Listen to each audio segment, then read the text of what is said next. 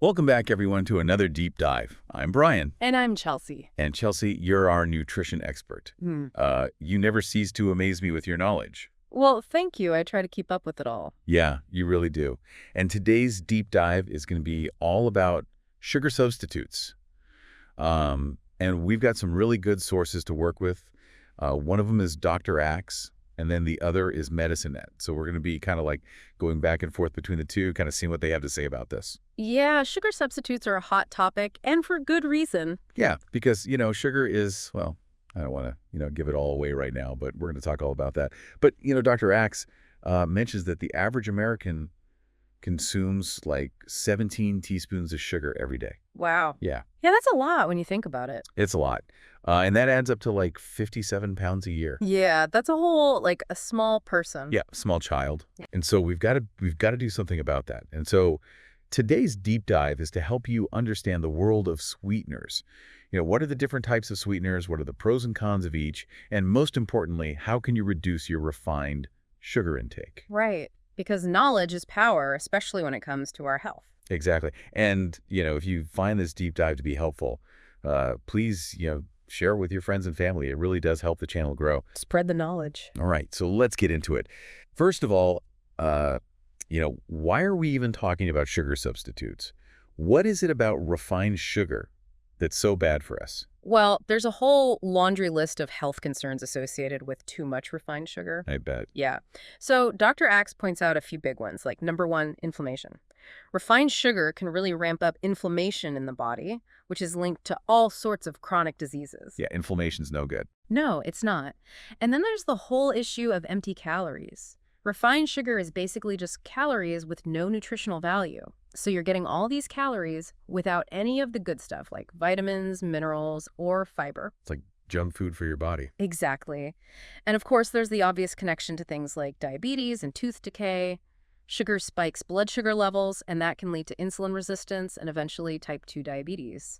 And the bacteria in your mouth love to feed on sugar, which produces acids that erode tooth enamel. Yeah, the sugar bugs. Yeah, but it goes beyond those.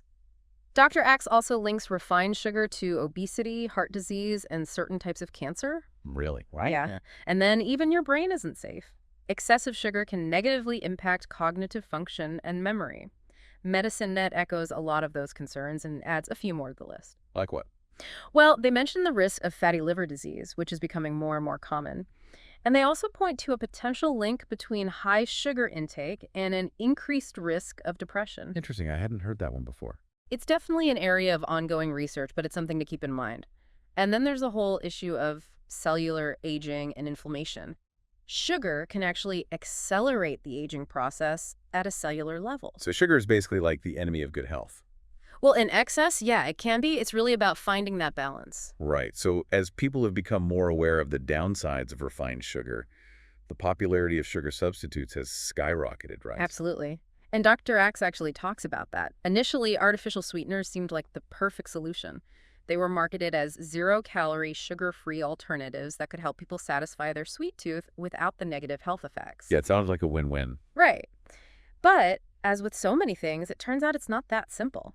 There's been a lot of debate and scrutiny surrounding artificial sweeteners like aspartame, sucralose, S-sulfame, potassium, and saccharin. And that's despite the fact that, they're generally considered safe by regulatory bodies like the FDA, right? Exactly. They're technically approved for use, but there are growing concerns about potential long-term effects. And those concerns are based on what? Well, for one thing, there's a lot of anecdotal evidence from people who report experiencing various side effects after consuming artificial sweeteners. Well, like what kinds of side effects? Oh, it's a whole range of things. Dr. Axe mentions headaches, digestive problems, increased sugar cravings, and even mood disorders as potential side effects.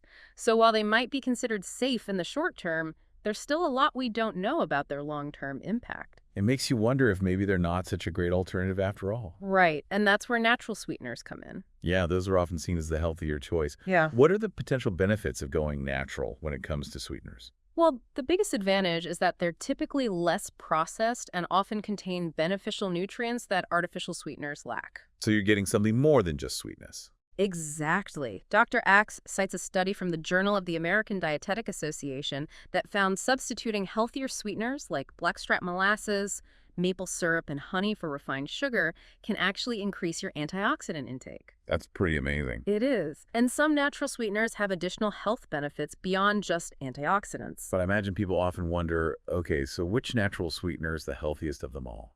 Yeah, that's a common question. And it's not always a straightforward answer. Dr. Axe explains that some experts favor whole fruits as the best source of sweetness because they contain naturally occurring sugars, along with fiber, vitamins, minerals, and antioxidants. It's a complete package. Makes sense. But when it comes to choosing among the different types of natural sweeteners, it really comes down to personal preference and your individual health needs and goals. So there's no one-size-fits-all answer. Not really. What works for one person might not be the best choice for another. And it's important to remember that natural sweeteners, unlike most artificial ones, often contain calories and carbohydrates. But at least you're getting some nutrients along with those calories, right? Exactly. You're getting more bang for your buck, so to speak. Okay, so let's dive into some specific natural sweeteners and talk about their pros, cons, and how to use them. First up, let's talk about raw honey. What makes it so special? Well, for starters, Dr. Axe considers raw honey to be a superfood. Superfood. That's a pretty bold claim. It is, but when you look at its nutritional profile, it's easy to see why.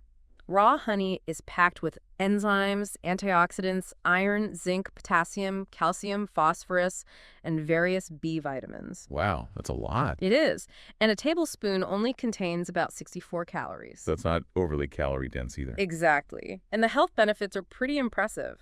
Raw honey has been shown to help neutralize free radicals in the body, which can protect against cell damage.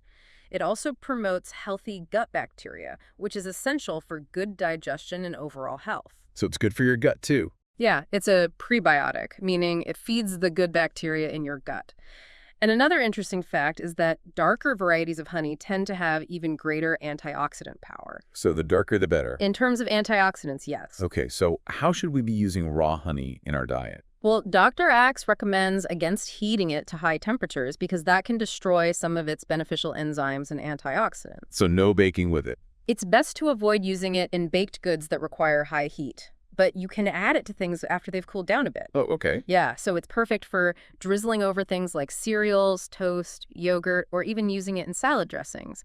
And for tea or coffee drinkers, let your beverage cool down a bit before stirring in the honey to preserve those beneficial compounds. Got it. Okay, next up we have stevia, which has become incredibly popular as a zero-calorie sweetener. What's the story with stevia? Well, stevia is a natural sweetener that comes from a plant native to South America. It's been used for centuries in traditional medicine and as a sweetener. What makes stevia unique is that it's incredibly sweet, like over 200 times sweeter than sugar. But it contains 0 calories and has no impact on blood sugar levels. Wow, 200 times sweeter than sugar. That's hard to imagine. It is. And it's all thanks to compounds called stereosides, which interact with your taste receptors to create that intense sweetness without being metabolized like sugar. That's fascinating. It is. And Medicine Net points out that stevia has also been linked to some potential health benefits, like lower blood pressure and blood sugar levels. So it might actually be good for you. There's some evidence to suggest that yes.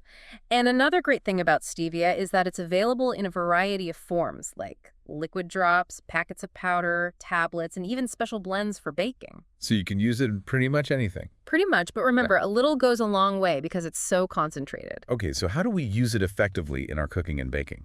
Well, unlike raw honey, stevia is heat stable, so you can use it in recipes that require cooking or baking. But because it's so sweet, you only need a tiny amount. And when baking, you might need to add other ingredients to provide bulk, like fruit purees, yogurt, or coconut flour. Good tips. Now let's move on to dates. Date paste seems to be showing up in more and more recipes these days. What are the benefits of using dates as a sweetener? Dates are a wonderful natural sweetener. They're packed with nutrients like potassium, copper, iron, manganese, magnesium, and vitamin B6. They're basically like nature's candy, right? Sort of, but with way more nutritional value.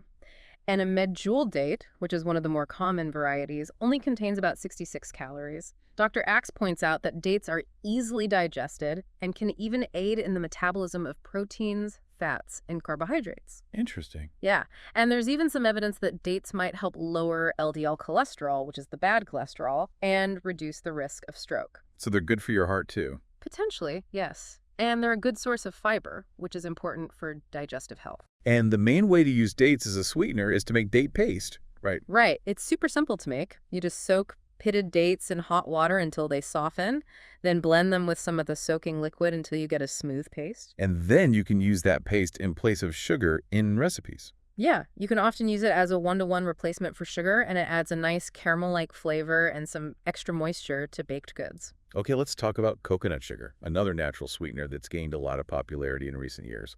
What's the deal with coconut sugar? Coconut sugar is made from the sap of coconut palm flowers.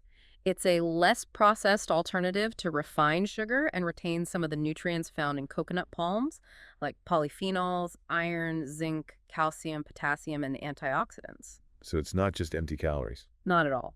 And medicine that mentions that coconut sugar may have a lower glycemic index than regular sugar, thanks to its inulin content, which is a type of soluble fiber. A lower glycemic index means it doesn't spike blood sugar levels as quickly. Good to know. And how many calories are we talking about per serving? About 45 calories per tablespoon. Okay, not bad. And what about the flavor? How does it compare to regular sugar? Dr. X describes its flavor as being similar to date sugar, with a hint of caramel. Sounds delicious.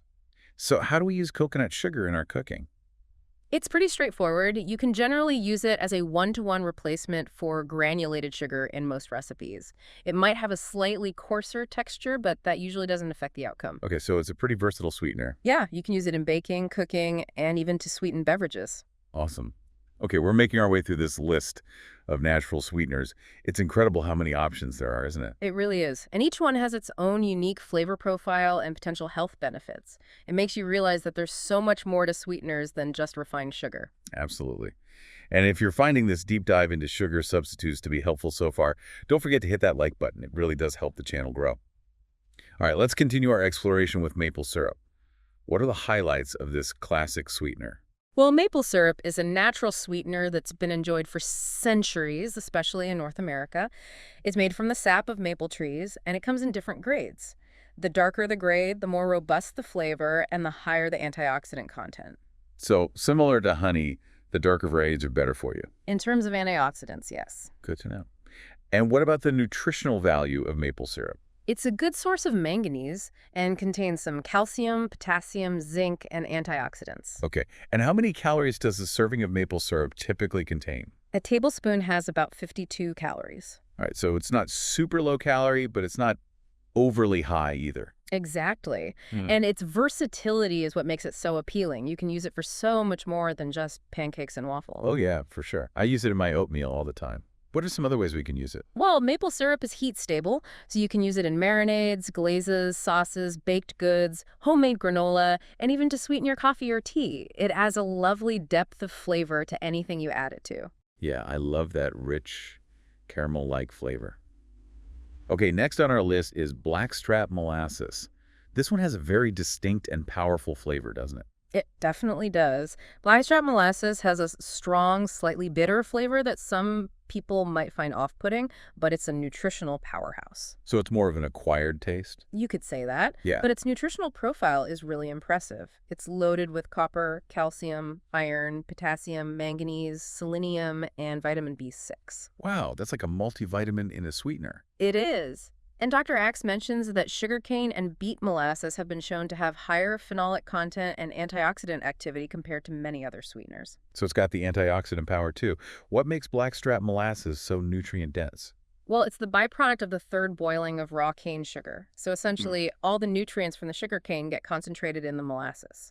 That makes sense. And how many calories does it have? A tablespoon contains about 47 calories. All right, not too bad. So given its strong flavor, what are the best ways to use blackstrap molasses in our cooking? Dr. Axe suggests that because of its intense flavor, it's best used in small amounts. It's fantastic in marinades, barbecue sauces, and baked goods like gingerbread cookies and brown bread. It adds a deep, rich flavor and color to those recipes. And it's also a key ingredient in making homemade brown sugar, right? That's right. You can combine blackstrap molasses with coconut sugar to create a healthy alternative to store-bought brown sugar. Good to know. Okay, we also have balsamic glaze on our list of natural sweeteners. That one seems a little unusual. It might seem unusual at first, but balsamic glaze can actually be a wonderful natural sweetener, especially for savory dishes. So we're not talking about drizzling it over into ice cream. Not exactly, although you could if you wanted to. Balsamic glaze is made by reducing balsamic vinegar, which concentrates its sweetness and creates a syrupy consistency. Ah, And balsamic vinegar itself is rich in antioxidants and contains an enzyme called pepsin, which aids in digestion. interesting. So it's not just about the flavor. There are some potential health benefits as well. Right. And the calorie content can vary depending on how much the vinegar is reduced, but it's typically around 20 to 40 calories per tablespoon. Okay, so it's a relatively low-calorie option, and you don't necessarily have to buy it pre-made, do you? Nope, you can make your own balsamic glaze quite easily. Just simmer balsamic vinegar over low heat until it reduces and thickens to your desired consistency. Sounds pretty simple. And what are some of the best ways to use balsamic glaze as a sweetener? It's delicious, drizzled over grilled meats, roasted vegetables, cheeses, salads, and even fresh fruit. It adds a touch of sweetness, acidity, and complexity to both savory and sweet dishes. Okay, let's move on to banana puree. This one seems like a really easy way to incorporate whole fruit into our sweetening strategies. It is. Bananas are naturally sweet, especially when they're overripe, and they're packed with nutrients like fiber, potassium, and vitamins B6 and C. And they're readily available year-round. Exactly. So using banana puree as a sweetener is a great way to reduce refined sugar intake while boosting your nutrient intake. A cup of banana puree contains about 200 calories, but you're also getting a significant amount of beneficial nutrients along with that sweetness. So it's a good trade-off. Hmm. What's the best way to use banana puree as a sugar substitute? It's best to use overripe bananas because they have the most sweetness. For every cup of sugar a recipe calls for, you can usually substitute 1 cup of banana puree. You might need to blend the bananas with a little water to get a smooth, applesauce-like consistency. And can you use it in both raw and cooked recipes? Yes, you can. But keep in mind that bananas tend to brown when exposed to air, so it's best to use the puree relatively soon after making it. If you're using it in a raw preparation, you can add a touch of lemon juice to help prevent oxidation. Great tip. All right, we have brown rice syrup on our list as well. What can you tell us about this sweetener? Brown rice syrup is made by fermenting the starch in brown rice with enzymes, which breaks the starch down into sugars. The resulting liquid is then heated to create a thick, amber-colored syrup. So it's similar to how other syrups are made, like maple syrup. Yes, but using rice instead of maple sap. And a tablespoon of brown rice syrup contains about 55 calories. Okay. Dr. Axe points out that the fermentation process can make the sugars in brown rice syrup more easily digestible for some individuals. However, it's important to note that not all brown rice syrup is gluten-free, so if you have a gluten sensitivity, be sure to check the label. That's a good reminder. And what about its uses? How do we typically use brown rice syrup in recipes? It works well as a one-to-one replacement for corn syrup. And when substituting it for granulated sugar, you can use the same amount of brown rice syrup, but you'll want to reduce the other liquid ingredients in the recipe by about 1/4 cup to account for the extra moisture. Got it. And it's often used in things like granola bars and granola, right? Right. It's a good choice for those types of recipes because it adds sweetness and helps bind the ingredients together. Okay, the last natural sweetener on our list is real fruit jam. What makes real fruit jam a good alternative to refined sugar? Well, the key here is to choose real fruit jam, meaning jam that's made with just fruit and maybe a little bit of lemon juice for preservation. No added refined sugar or excessive pectin. So making your own is probably the best way to ensure you're getting the real deal. Absolutely. That way you have complete control over the ingredients. And there are tons of fruits you can use for making jam. Yeah. Oh, yeah. Berries, stone fruits, apples, pears, grapes. They all make delicious jams.